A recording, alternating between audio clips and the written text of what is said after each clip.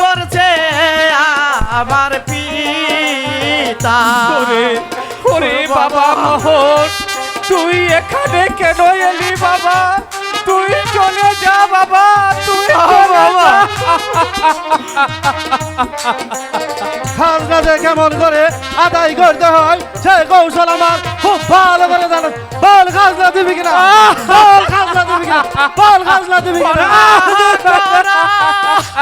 বৃষ্টিতে ফসল ফলে নাই মাঠে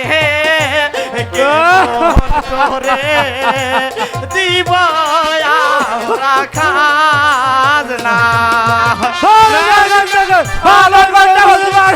পরিশোধ করে দে। পিঠের ছাল তুলে নিব।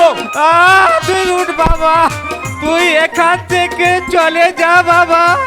যত মারো বাবাকে মারো, তোর কান্না দিয়ে আমার সয় না রে বাবা। হাতে দড়ি পায়ে পড়ি এই বিনতি আমি করি, দয়া করে ক্ষমা করবেন মনে। আমি পিঠ ফাটিয়ে দিচ্ছি। উঠ বাবা, তুই এখান থেকে চলে যা বাবা, তুই চলে যা।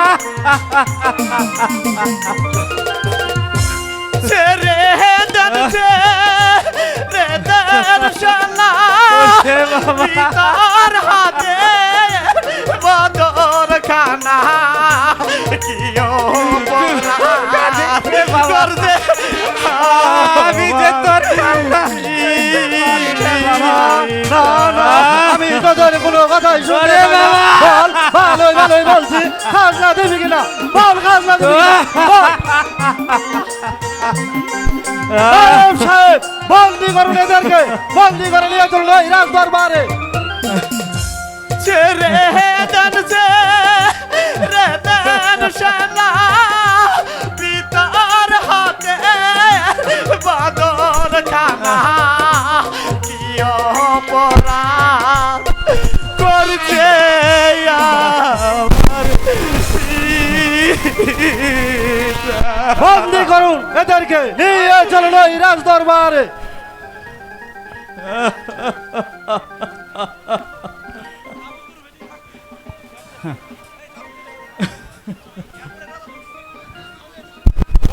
এসো রাজ দরবারে।